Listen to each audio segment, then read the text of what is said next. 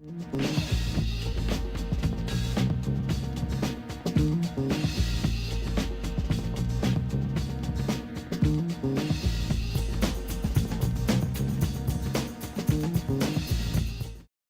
right, so we've gotten this day started, but I want you to think about, this is not like your regular classroom presentation. You need to think about that we're in the process of launching and reconstructing what that new world that we were singing about needs to be. And this vehicle called the Poor People's Campaign is a part of allowing us to get there. One of the reasons that you see us talking about the program, flip it over and look at the values and the fundamental principles, is because you need to know this is what we're dedicated to. Now, some people in the room will know that Dr. King, of course, it was his last major campaign before he was assassinated. And some people think that we're like relaunching, but really, since all of those things that you heard Mr. Longscott talk about have gotten actually worse, not better, in the country and the world, we actually are picking up the baton from a fallen soldier. And so with that in mind, I want you to think about that these are hearings where we're not just about begging or complaining. We need to think about that if we want this change, we are the ones that have to be about making it. We are the change that we've been looking for here. So this, when you think about poverty and inequality, I want you to put a word before that: ending poverty and inequality. And think about what you and your generation will do to help to shape that. So one of the things I want you to think about as we go forward is, how do we build unity between the people who are facing life like circumstances? A lot of times we're in our various silos, but I can tell you, living here in the city of Oakland for 35 years, Sandy, who was just speaking, drive around this horrendous thing called Oakland. 16,000 high-rises, units, and not spit for the poor. So as long as we stay silent, we stay in our separate silos, we accept these circumstances, the city of Oakland, the state of California, and indeed the federal government can continue to be shills for the corporations. We are up against a machine. We need to be a machine as working and poor people. We have to put our brains together, put our efforts together, city by city. We don't have to live like this. This is tremendous abundance. I mean, you go through and you look at the numbers of billionaires just in this state alone that could solve these problems. So I want to make sure that as we look at this as both a generation that is awakening, but some of us oldsters are also awakening. And think about, in the way that Dr. Barber talks about it, is that we are moving forward with a new reconstruction. Now, that initial reconstruction was stopped, but all of the various things that were laid out in terms of civil rights, in terms of human rights, those things are still on the human chart to be accomplished. I'm going to stop my comments there because I want to make sure that my colleagues, both John Jones and Aisha, get to speak. We fight hard here in our city, but we're very, very clear that they're trying to scrub out any effort of the poor, any image of the poor, because who is welcome here is people with deep pockets. And we say that is unacceptable. With that, brother, John Jones, would you come forward and tell us a little bit? Before I share a few things, can I first, with your permission, can I ask everyone under the sound of my voice to please give your own self a round of applause?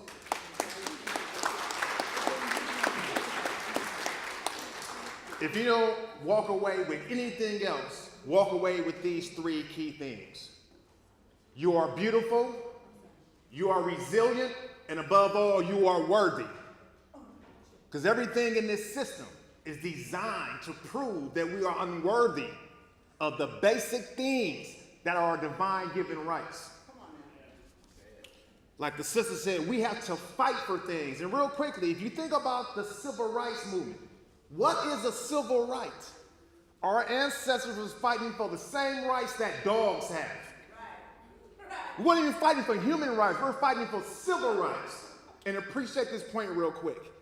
The BARC officer that murdered Oscar Grant, a human being, served less time in prison than Michael Vick did for fighting some dogs. Sit on that for a second, because it shows you the system we're operating under. Now, when we talk about poverty, I'm someone that appreciates the art of semantics. I mean, I like to understand the root definitions of words, because you'll hear these buzz phrases like equity and race, but what does equity mean? I've been in spaces where people think equity means equality. It's not what it means. So the beautiful thing about having these little handheld devices that ruin some of our brains, mine included, you have access to some good information too. So I want to share something real quickly, because while I was sitting here, I actually Googled the word poverty. And something interesting popped up. I want to share this because it relates. The first definition is a noun. It says the state of being extremely poor. So we're like, okay, it's defined as something that's obvious. But it goes deeper. The second definition, the state of being inferior in quality or insufficient in amount. Let me say that again. Poverty is the state of being inferior in quality. The last definition, the renunciation of the right to individual ownership of property as part of a religious vow. So I want to share something real quick. America is not a nation, it's a corporation. We're at a place of higher learning here, right? So we can educate each other, right? If you think about what the American Revolution was about, it was not about people fighting for human rights. It was about some business owners who didn't want to pay taxes. And the same individual who wrote, I declare that all men are equal and have the asset, the right to life, liberty, and the pursuit of happiness. The same individual who wrote that, Thomas Jefferson, I heard a comedian say, went home and told a slave to make him a sandwich. You follow me? This country you call America, that they tell us is called America, really was not about the people. It's about property. So when you design a system called capitalism, which ensures that at any given time, at least 1/3 to 40% of the population have to be in poverty in order for Bill Gates to have his money. Right? So when you start thinking about that, they don't want you to know that, because then you will start fighting for what you deserve. So they have to create these concepts. They have to create criminalization to convince you and I that we are unworthy of what people like Bill Gates have. And then the last piece is, when you think about why they do that, because at the end of the day, it's about maintaining private property, land ownership. At the end of the day, how can someone say this earth is mine when we all stand on our lonely land? How can someone lay claim to water? How can you do that when you didn't create that? So the basis of poverty and inequality is all about keeping wealth in the hands of the few. And they do that by conditioning us to believe, as I'm hearing some of the people who are sharing their testimonies, we are victimized twice. You're victimized twice in this manner. If you're unsheltered, experiencing housing instability, you're obviously victimized in that aspect. But the secondary condition of being victimized is when we are convinced through blame and shame that it's our fault. Why should we be ashamed to say, I can't afford to live in this city? The problem is not with me. The problem is with the people who run this city.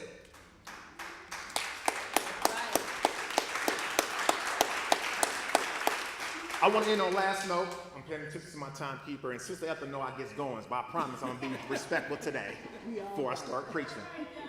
It's all right. If you think about the concept of housing, I always share this. There's only one place in America you are guaranteed a roof over your head, and that's in prison. And I want to make this connection because prison is modern day legalized slavery. Yes, yes. Think about that. See, there's a reason why on a plantation they made sure their slaves had access to shelter and food, because a slave is a piece of property and you want to protect your property to make profit. The same thing is true in prison, because prisons make money for people. And this is something a lot of people don't know. When you go to prison, you're no longer a human being. There's an actual document that declares that you are now the property of the state. You will even see this with hospitals. Why? Because it's profitable to medical institutions and it's profitable to the pharmaceutical companies. But there's a reason why they won't provide or ensure housing in the quote-unquote free world. Because the word free does not go with capitalism. Come on now. When someone is assigning what your net value is, your value is predicated on whether or not these billionaires can make money off you. So they'd rather you suffer and live in inhumane conditions that will lead you to A, incarceration, or B, the substance abuse is not a crime. It's a medical condition. There you go. I want to be clear on that. They want to make sure that we live in facilities that not only dehumanize us, that not only lowers our value, that not only perpetuates that decrease in our value, but above all, serves to increase their profits. So thank you very much.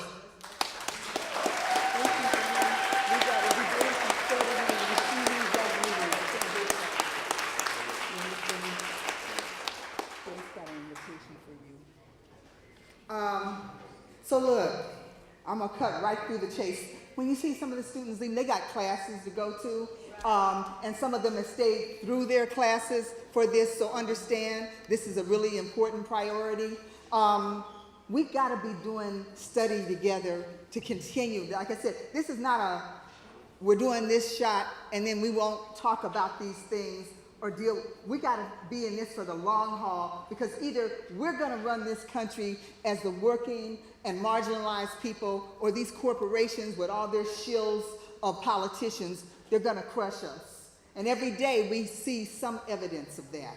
So I want to just highlight for you, it needs to be the kind of study and discussion that allows us to get deeper into the things we've been touching on today and what the Poor People's Campaign and its values are trying to get done. The next person I want to bring up, and then we'll just ask people to line up after that, is a young person that I think that maybe heads the Social Justice Committee here on campus. Kieran, come on. Hi, I'm Kieran Darkwater. I'm one of the organizers in the Social Justice Define American Club, the Laney Queers, the Lavender Project, the Interclub Council, and I'm running for Student Senate. So if you haven't voted, vote today, E260. It's open until 5 p.m. It's really important that you vote. But I'm not here to talk about that. I'm here because I am a trans non-binary student on campus, and I'm here to talk about how hard it is to navigate both campus and my health as a trans person, because I don't know if you're familiar with the situation of healthcare in this country. It's not great. So I wrote some comments, and I'm just gonna kind of go from there. I am a hardworking student, but my medical issues have caused me to almost fail a midterm, miss half of my classes, ruin my ability to function, and has drastically impacted my ability to learn. And this is not just because I have like vague health issues. A lot of it is specifically because I'm a trans student. As a trans non-binary person, there are no bathrooms on campus except for the ones in the tower, in the A building, and on the 4th floor of the student center that I can use, which means I am starving and dehydrating myself just to get an education. And because I am a poor queer on Medi-Cal, my access to doctors who understand trans healthcare is extremely limited. In fact, I'm currently between doctors because my previous doctor kind of almost killed me this semester because she doesn't understand how hormones work. And it's not her fault, it's just complicated, and she's not a hormone doctor. So why does this matter? I'm non-binary, so no one can guess my gender correctly. I feel more comfortable using the women's room because I'm assigned female at birth than I am using the men's room, and also because, boys, you really need to clean up after yourselves. I'm sorry, it's gross. And access for me is a real issue because I have been harassed for using the women's room on campus multiple times because sometimes I let my facial hair grow too long, and sometimes I don't look as ambiguous as I intend. And so people comment about like, oh no, you're in the wrong bathroom. It's like, no, I'm really, really not. I'm just literally trying to go to the bathroom here. And it's a lot. It's a lot as a trans student. There have been times where I have completely not come to school because shit happening in the world is just too much for me to bear as the only out trans student in a lot of my classes. when the Trump administration targets trans people for the military or targets our healthcare, I am the person that people look at for an explanation about it. And I really just want to get through class. Like, I'm happy to educate people on my terms, but sometimes I just want to come and learn and go home and sleep, and that's it, because the world is a lot. And I'm not saying this to be all doom and gloom about it. There are a lot of gaps that we need to fix at Laney. There's a lot of gaps that we need to fix in the country. Bathroom access is one of them. That's what one of the things that I'm running on is fixing the bathrooms and making it so we comply with state law. Because in 2017, we signed a law that says every single stall bathroom is required to have an all gender sign on it. And I have been working since the day I got on campus to change the bathroom signs on all of the all-gender stalls on campus, and that has not happened yet. The first thing I did when I got here was make a map and map out where all the single stalls are and whether or not they're gendered, and none of that has changed in 2 years. Yeah, I'm just gonna let that hang there for a second. I have been working on this for 2 years and nothing has changed.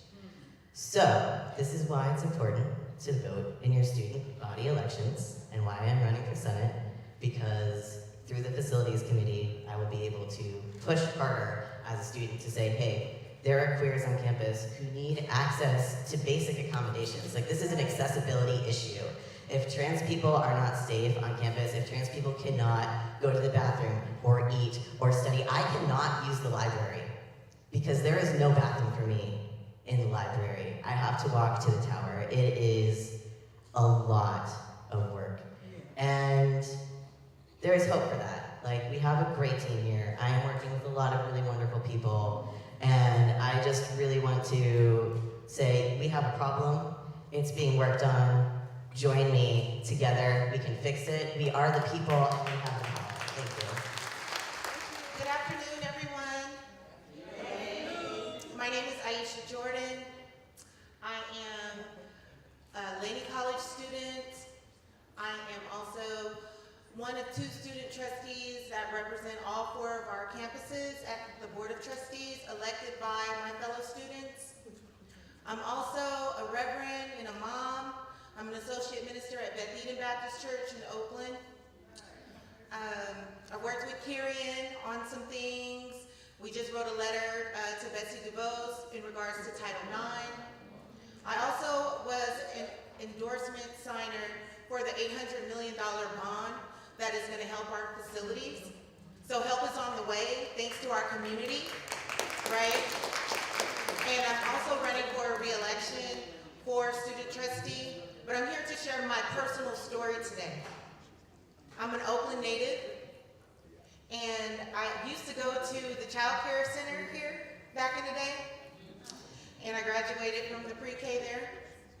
My grandparents moved here from Louisiana in 1941. My grandfather worked at the Naval Shipyard as an Air Force engineer on the airplanes in Alameda. And they purchased a home on 87th Avenue, and then they purchased a home off of Malcolm Avenue. My family no longer owns that home. What I want people to know, me being a Black person, a person of American Aborigine, is that my family has faced systematic racism that has been based on this country's existence. So I just want that to sink in. What does that mean? What are you saying, Aisha? I'm saying that since the beginning of this country, and I wore this coat today because my dad is a Marine, this is an Air Force coat that belonged to my uncle, but my family has fought in every war that our country has ever had. And we deserve equity. Even here on Laney's campus, I deserve equity. My fellow students from all backgrounds deserve equity, right? And then we can get to equality after we can get some equity. You know what I'm saying? But I wanted to share my personal story because everything that I've heard here today resonates so deeply within me. I faced almost being homeless. I faced having to move because landlords have sold their property for a higher number, or either they wanted to raise the rent 3 times to what it has been. There are so many people that used to go to school with me that don't go to school with me anymore because of gentrification. I'm also a part of Restoring Our Communities, which is a resource center on Laney's campus for formerly incarcerated and systems impacted students. And I'm also a part of I was a part of the Associated Students of Laney College. And why am I bringing up this? I know I'm going kind of fast because I only have like 2 minutes. But I'm bringing this up because I wanted to talk about the systematic racism from the big picture that everybody pretends like they don't know it exists, right? Of why certain groups of people are marginalized and can't get forward, right? And then to talk about today in 2019, how it directly affects students right now. So we heard the gentleman talking about mass incarceration. So we have a flood of people coming home from prisons that need help in training because, yes, some people went in for crimes, but then some people got traumatized in there. And they come home and they come home to nothing. And so we're at Laney College in 2017, when I was a senator, I wrote a resolution called Foundations Resolution for formerly incarcerated and systems impacted students. And so I'm bringing that up because we need to start writing policies. It's great to sing songs, it's great to do marches. I appreciate what my ancestors have done, but we need to write policies. We need to get the pen and paper together and get out there and make sure that we're changing these laws. And so pushing forward, because I know he's gonna be like, wrap it up. So pushing forward, turning the Foundations Resolution into a bill has been my goal this year. And so it hasn't been turned into a bill yet, but what we have done is it's been looked at the higher education to be put on the budget line for next year so that all of the campuses can have a resource center. And if you look at the data, RLC has won grants and has people transferring to UCs. And so there are 100, and if you count the online colleges, there are about 117. What if each school had resource groups that could cater to the students that needed those resources to help fight against all of the potholes that are put up and booby-trapped for people to move forward in higher education, right? So I just want to share that because as a student, sometimes you feel like you don't have a voice. Sometimes you feel like your voice isn't vital and it doesn't matter. But I believe in the power of one.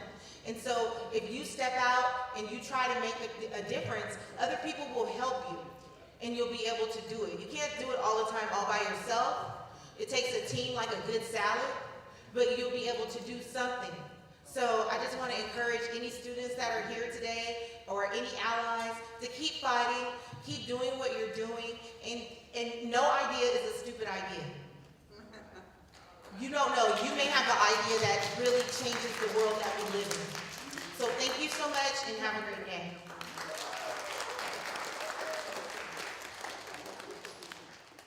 So we have one other testifier who has to go out of order from the Peralta Federation of Teachers, part-time persons. Hi. So my name is Francis Howard. I'm a librarian at Laney and Perry. I'm a part-time rep for the PFT, Peralta Federation of Teachers. And I'm here to talk to you about your rights as students and why being concerned for part-time faculty rights is being concerned for your rights. There's research that says if teachers or professors who only teach and do not advise, not hold office hours, not participate in shared governance, and not serve on committees, and meet with students outside the classroom, they're not setting up their students for academic success. So actually, students are less likely, and this is the research, students are less likely to stay in school and less likely to graduate. Okay, so the reason I'm telling you this is that we need to support our part-time faculty. We don't need more part-time faculty. We need more full-time faculty so that they can advise, and they can hold office hours, and they can participate in shared government, and the students outside the classroom. This is your education. This is your success. Support the initiatives that promote more full-time faculty and less part-time faculty to enhance your academic success.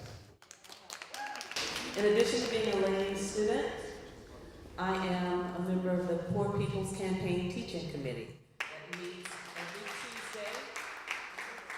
Right here? How about this one? See? Okay. Just fine. We meet every Tuesday, and this hearing is a result of all of the hard work of all of us that are coming forward to share our awakening with you. So this section is about ecological devastation, and it's supported by the fundamental principle number 2. And you have the fundamental principles of the Poor People's Campaign on the back of your program. We are committed to lifting up and deepening the leadership of those most affected by systemic racism, poverty, the war economy, and ecological devastation, and to building unity across lines of division. Now, we're going to have a few introductions before we have our speaker. Welcome. And I'll turn it over to my co-moderator, Peter. Thank you. So just before I introduce our speaker, I want to make sure we acknowledge one of our members of our Board of Trustees at Peralta Colleges. That is the governing board of the Peralta Colleges. So they're our government. Karen Weinstein, please. Thank you for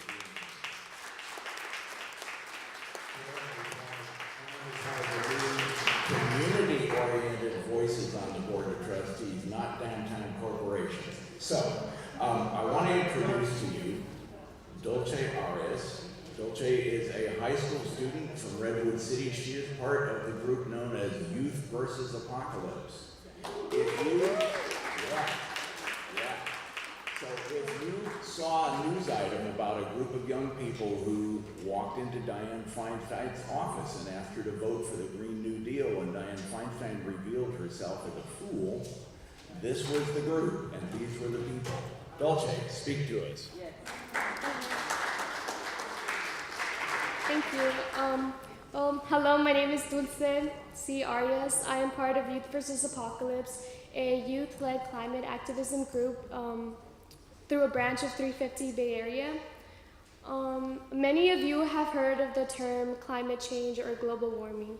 What is climate change? Is the earth actually getting hotter? And if it is, why do people still have floods and heavy rain? Well, most of those things are caused by climate change.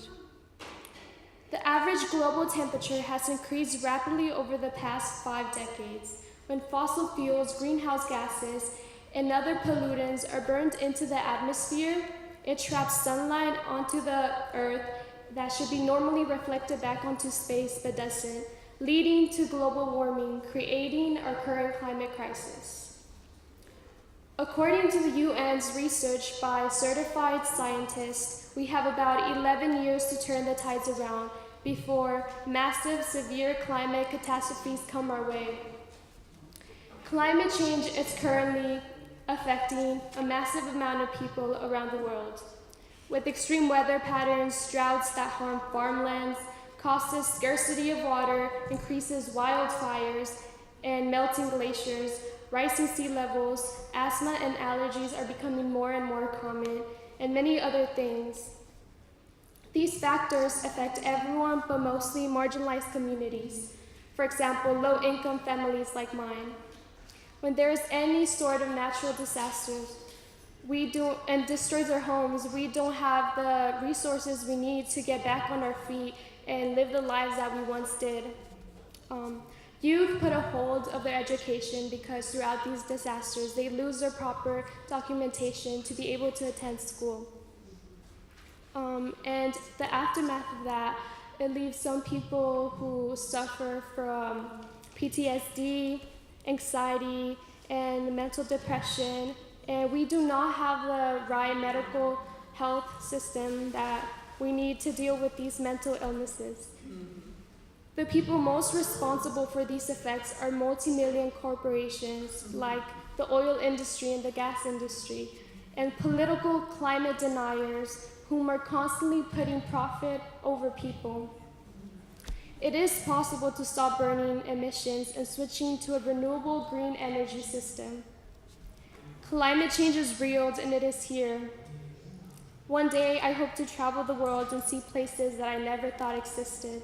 I want to live long enough to have children of my own and watch them grow. In 2030, I don't want to have to wear a gas mask when I step outside. And most importantly, I don't want any more people to suffer from something that can be avoided. Enacting now adequate policies that control our current climate crisis will not only help others in different parts of the world, but help all of us right now and the next generation. Youth vs. Apocalypse is a diverse group of youth climate justice activists working together to lift the voices of youth, in particularly youth of color, and fight for a livable climate and equitable, sustainable, just world. We are currently working on trying to stop the coal terminal in Oakland, and if you want to get involved with that, you could contact us on our social medias, Twitter and Instagram, and our email, which is youthversusapocalypse@gmail.com. And our website is youthversusapocalypse.org, and our Twitter account is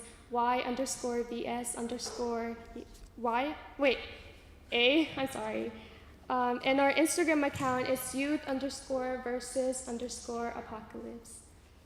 And that's it. Thank you. Dulce, thank you.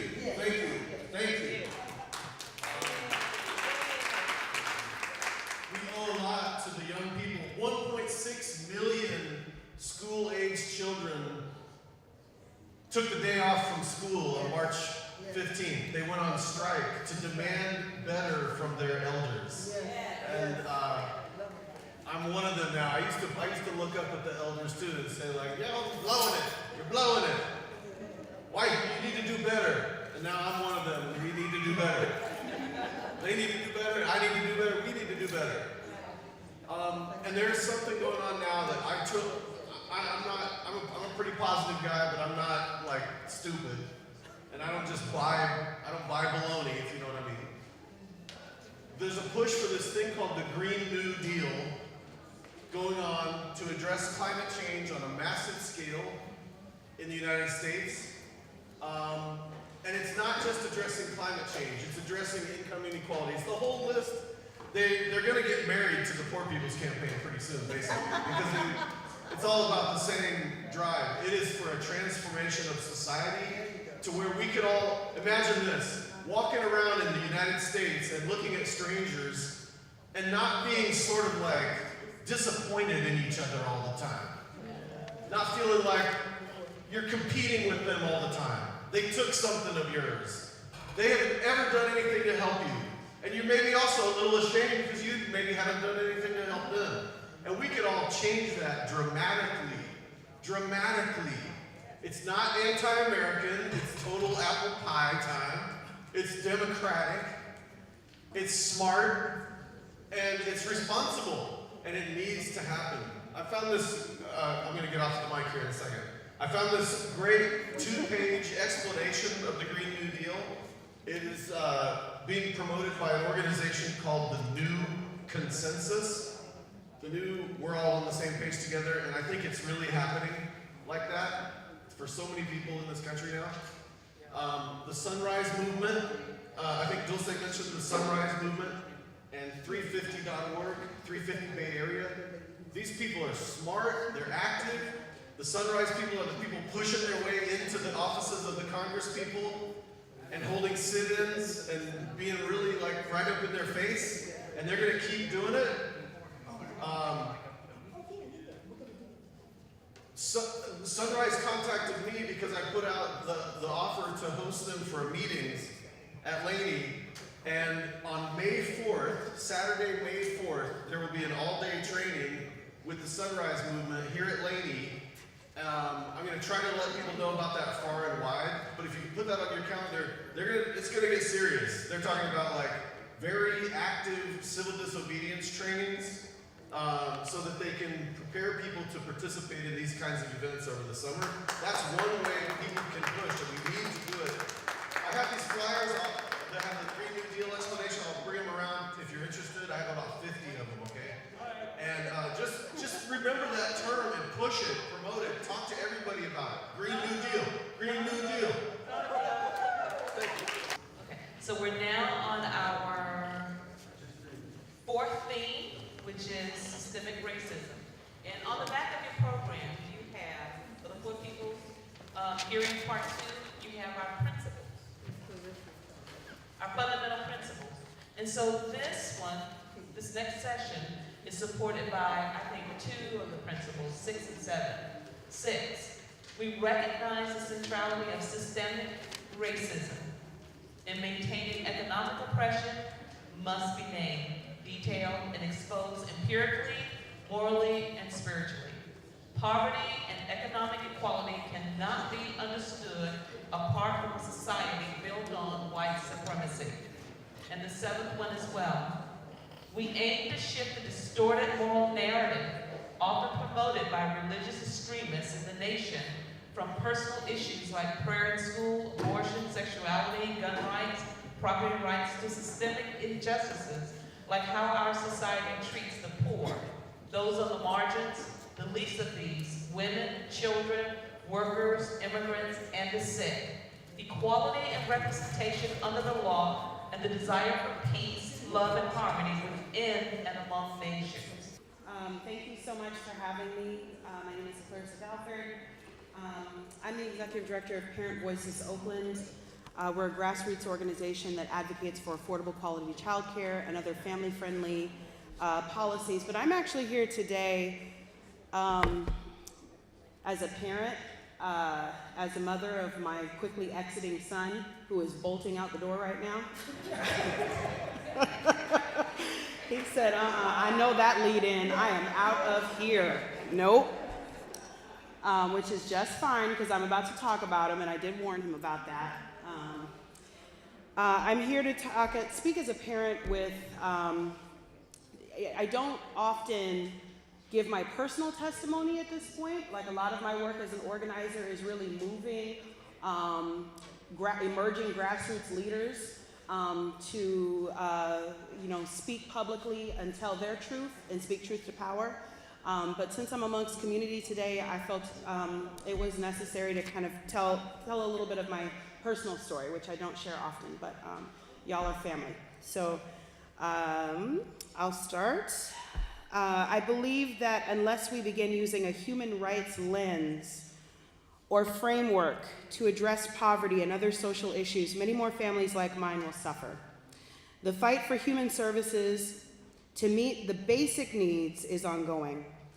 When my son Xavier was 3 years old, we had to remove him from preschool because I lost the child care subsidy that helped to pay for it.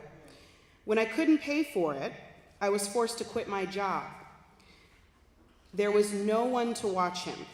And I want to say that I quit my job after working for several years, fighting to get to $15 an hour, a part-time $15 an hour job, and then moving to full-time, a job that was secure, that I had worked really hard to get into. I did everything that people said. I utilized public benefit services.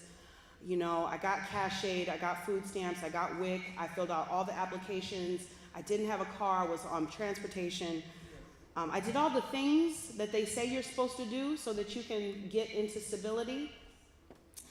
And Arnold Schwarzenegger, during the budget cuts, cut childcare, and then I couldn't afford to work anymore. And so I lived in constant fear, where I was gonna get my son's asthma medications from, how I was going to be moving around on buses. I suffered from an illness that left me completely disabled for a year. And then slowly worked my way back into a regular routine. I started taking community college classes actually here at Laney College, and worked part-time as an organizer for Parent Voices Oakland, advocating for affordable childcare, and meeting so many women, so many parents like myself who had experienced trauma because the state decided that our lives were not a priority. Come on, say that. Say that. And so I'll say it again. Yes. The state continuously decides that our lives aren't a priority and cuts life-affirming services. I was marching with families who had lost childcare. I was marching with folks that were fighting for the right to get food while they were receiving Social Security, which is a fight that's been won. And when my son entered kindergarten, I felt such relief. Finally, he'd be in a safe place and learning most of the day. He'd not been to preschool. He did a pre-kindergarten summer program, and it was really challenging for him because he hadn't been in a classroom. And he struggled socially, and the class was only 2.5 hours per day for 2 weeks. What this means is, in addition to any bias that the instructors already had about us being low income, about my son being a young boy of color, about my family not looking like everybody else's family in North Berkeley.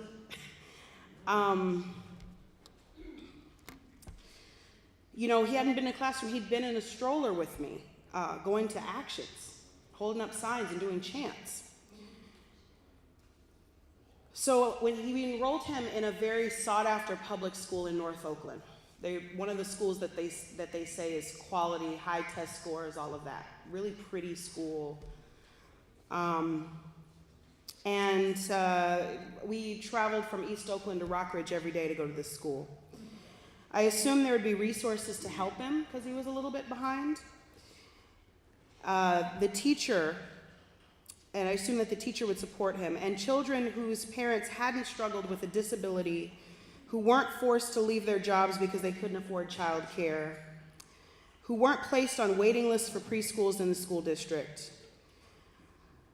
You know, I felt that there would be support for my family, and that just because we didn't fit in the general population, we wouldn't be excluded, and that wasn't the case. After a week in that school, I was told that my son was being disenrolled because they said to keep him there would damage his self-esteem. So I'll just talk about his first day for 30 seconds. My son, again, hadn't been in a classroom. I'll just keep saying that. And due to no fault of his own. And he lost his first tooth on the first day of school after not being in a classroom. That's a lot. And these teachers let him wander around the playground all day. No one did anything to help him. He had his blood coming, a little tooth in his hand, blood coming out of his mouth. No one called me. He is completely terrified. And a week later, I come up to the school and they tell me what had happened. I said, why didn't you call me? And then a week later they said, well, we just don't think he's ready for school. And I said, well, what's your job? What are you supposed to be doing? And so I wasn't really given an option. He was unenrolled. I didn't at the time know what my rights were as a parent, and so I just felt like, he was pushed out. And y'all know what that is and what that means, right? Yep. And he was pushed out, and I had to struggle to find another placement. This was September. All of the schools were enrolled at that time. So we put him into transitional kindergarten in our neighborhood. And based on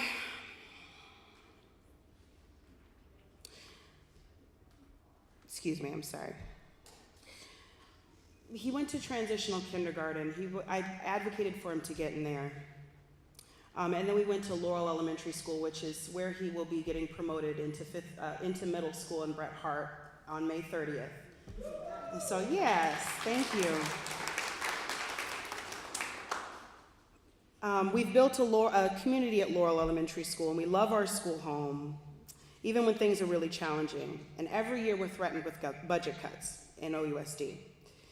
In 2014, there were families that I work. There were families. 2012. There were families that I work with who experienced a round of school closures. Yes. And we're constantly cutting teacher positions. Constantly, so my son got into a school that accepted him, was stable, but we're constantly being faced with resources being chipped away at. I'll wrap this up because I know that we have other speakers. But I want to say that, one, my son has struggled against so much racism in this system. Everything from when I was pregnant with him and could not get prenatal care, to being on the waiting list for childcare, to not being able to get him into a preschool, on down to constantly going to the school and having to negotiate with teachers to affirm my son's humanity, my black child's humanity. The entire system needs a reboot in order for our families to thrive and to be able to stabilize themselves and not continue to be blamed for the inequality that exists. And now the last thing I'll say, I had a whole other speech written, but I just started talking. The last thing I'll say is, today coming here, we had a rough afternoon. My son's, he's in puberty. We had a rough afternoon. And it's hard as a parent not to blame yourself for these systemic failures and not to internalize and make our individual experiences mean that we are failing morally when we know that it is actually a moral failing on the part of society that my son, before he even took his first breath, was experiencing systemic racism and poverty. And, I asked my son, there was an incident at school. I said, well, what happened? And how can we get you some support and some intervention? And he said, well, Mom, I just don't want to be seen as one of those kids. What does that mean? One of those kids. It's not him. It is them. So thank you so much for being here. This work is incredibly important. Thank you for listening to my story. And it's time to lift our babies up. It's time to lift our babies up. Good afternoon, everybody. My name is Peggy Bristol. I'm an immigration attorney. I am the daughter of an immigrant on my father's side. I am the great-granddaughter of an immigrant on my mother's side, all from the Caribbean. So I'm here to talk a little bit about moral majority issues through the lens of immigration issues and how that affects other members of our community as well. I wanted to start off by just giving you just brief stories, brief anecdotes from some of the clients that I have been honored and blessed to represent. And clearly all these names have been changed to protect their confidentiality, okay? In terms of housing, just before dawn, Mariella's family, her husband, her 3 children, her younger brother, and her grandchild heard banging on their door out here in Contra Costa County. ICE officers and local police were outside because someone had reported that her husband was back with the family after having been deported. He was arrested on the spot, leaving the family without their primary breadwinner. Rent was due in 2 weeks. And as undocumented immigrants, the family was not eligible for most public benefits, including emergency benefits. Martine, his wife, and 4 children were in a 2-bedroom apartment when they learned that 3 of their teenage relatives had to flee to the United States from Central America after gang members brutally murdered and dismembered the body of a 10-year-old cousin, threatening that the youngest teenager was next.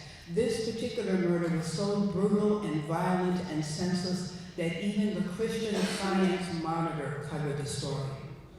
The child was dismembered, his head was cut off, his grandmother in Central America had to pay an undertaker to sew his head back on and sew his limbs back on so that they could bury him decently. And then the neighbors were afraid to come to the funeral because of the MS-13. And I think some of you have heard of that gang? Okay. So Martine and his wife opened their hearts and took these 3 teenagers in.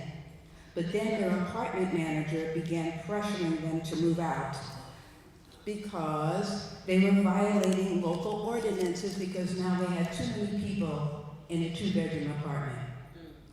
Those are our housing stories. And both of these stories, we did have a happy ending due to the acts of, I would say, resistance movements by members of the faith-based community that stepped up and came up with rent money and deposit money to help keep those families in place and stabilized.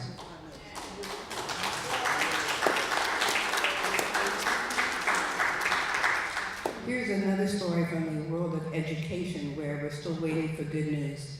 Brian, a 17-year-old high school junior, had to flee from his country in Central America, again escaping gang recruitment threats from the MS-13. He was arrested at the border.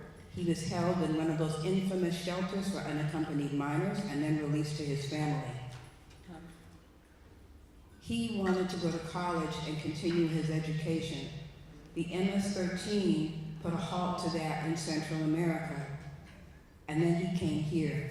And when he tried to enroll in high school here, the school said, we can't accept you, because he was 18 by then. And they told him, you're going to have to go to an adult school. But he's on a waiting list. So his dream of college is now a dream deferred. One more story. At age 15, Edgar fled from the MS-13 and the Barrio 18 gang, because sometimes you can live in one neighborhood, maybe the neighborhood that you live in is controlled by Barrio 18, but the neighborhood where you go to school is controlled by the Mara Salvatrucha. So you're dead no matter what, because each gang is accusing you of spying for the other one. So there's no place you can go to be safe. So Edgar had to get out of town. He was also held in an immigration shelter before being released to his grandfather, who was here in the United States and is a United States citizen. So his grandfather made all the arrangements to have Edgar released from the shelter. And then he enrolled him in high school for a semester or 2, but then his own grandfather began pressuring him to drop out of school and go work so he could pay the rent for his grandfather. And Edgar didn't want to do that. He wanted to go to school. He had dreams of his own. So his grandfather put him out of the house. Fortunately, his situation is now being stabilized. One of his friends told us about him, and we said, we'll take your case pro bono, which means we'll take it at no charge, because Edgar was also in deportation proceedings at the immigration court. And he had to show that he was eligible for something so that the judge wouldn't order him to be deported. And he had no help or support from his grandfather, and apparently didn't have quite enough resources from the school to help him make it on his own. And he has no other family here in the United States. The last story I wanted to tell you very quickly, because Pastor Monica told me to be quick, is about health insecurity. It talked about housing insecurity, told you a couple of stories about education insecurity, and now health insecurity. Angelica and her children won their asylum case from the San Francisco Immigration Court, so they now have official refugee status. With that, they qualify for benefits like Medi-Cal and food stamps. And the asylum office in San Francisco even provides orientation meetings to advise refugees, legal refugees, of the benefits that they are now eligible to apply for under the law. But Angelica is afraid to apply because the Trump administration was announcing last year with their harsh anti-immigrant policies that they're trying to punish people who are immigrants who apply and receive for benefits. So if Angelica applies for Medi-Cal or food stamps, not forever, just till she gets on her feet, and then later on when she's eligible to become a citizen, the Trump administration wants to hold that against her. and say, oh, no, you can't become a citizen in this country because you accepted Medicare, you accepted public benefits, so therefore you are now considered a, quote, public charge. Where does all this come from? As Clarissa said earlier, whose lives are a priority? Whose lives are a priority? These are human rights issues. The problems that we're seeing are issues of systemic racism because the history of immigration policy in the United States has its roots in racism, beginning with discrimination against the Chinese. And it just goes on and on and on and on from there. This is also the result not just of systemic racism, but also the oppression of vulnerable populations, black populations, brown populations, people from other countries, people who, well, this is free speech in America. I'm quoting the President of the United States, people who come from shithole countries. It's a humanitarian crisis unfolding at our border right now, where even people who have the legal right to come here and ask for help are being told, no, you wait outside. And if you don't try to come the right way, we'll try to fix it so that we keep you locked up forever. This is a new policy that's trying to unfold right now, another anti-immigrant policy. It's a humanitarian crisis, and our administration's willful blindness to address it in the way it should be addressed is also a reflection of a moral failure in this country. I'm very grateful for all the people like the ACLU and the well-funded law firms who are keeping the fight alive and keeping resistance movements alive through litigation and class action lawsuits, because those are the things that protect everyone's lives these days. For the students in the house who are even possibly thinking about law, a career in law, it doesn't matter how young or how old you are.